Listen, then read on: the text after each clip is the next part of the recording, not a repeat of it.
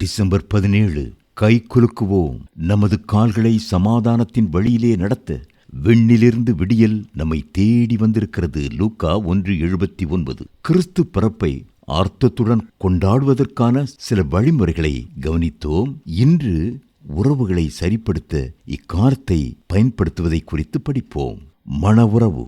மரியாளோடு கூடி வரும் முன் அவள் கருவுற்றிருக்கிறாள் என்று யோசேப்பு அறிந்து கொண்டான்.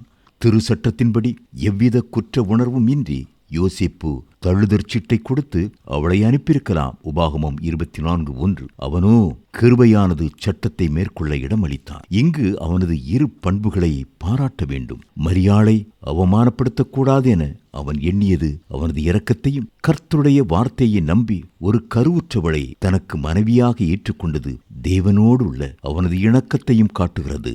மத்தேயு 1:18-25 வரை. தூதன் சொன்னது தனக்கு புரிந்ததோ புரியவில்லையோ, கர்த்தரது வழிகளுக்கு மரியாள் தன்னை சமர்ப்பித்தாள். லூக்கா 1:26-28 வரை. இவ்விதம் மரியாள் யோசேப்பு தம்பதியினரின் குடும்ப வாழ்வு இறைவனை மையமாக கொண்டு துவங்கியது.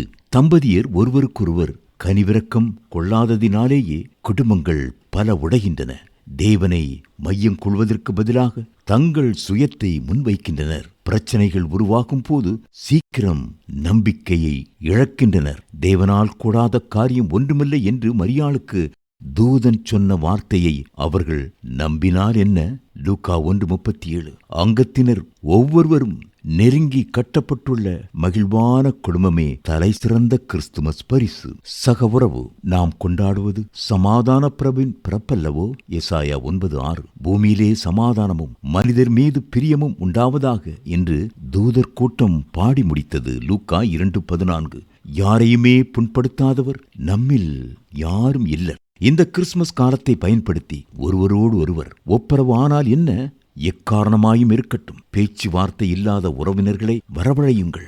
மௌனத்தை தகர்க்க வாழ்த்து மடல் ஒன்றை அனுப்புங்கள். இறைமகன் இவ்வளவு இறங்கி மனுமகன் ஆனாரே, நாம் நம்மை தாழ்த்தினால் குறைந்தா போவோம். பிலிப்பியர் 2:5-8. பலகாரங்கள் எடுத்துக்கொண்டு உங்கள் எதிர்ப்பாளர்கள் இல்லங்களுக்கு செல்லுங்கள். அவர்கள் உங்களை தேடி வரவேற்க மறுத்தால் புன்முறுவலுடன் திரும்புங்கள். நீங்கள் முதலடி எடுத்து வைத்ததற்காக தேவன் உங்களை கனம் பண்ணுவார். உங்களால் ஆன மட்டும் எல்லாரோடும் சமாதானமாயிருங்கள் என்பதுதானே இறைக்கட்டளை. ரோமர் 12:18. சமாதானமில்லாது சந்தோஷம் எங்கே?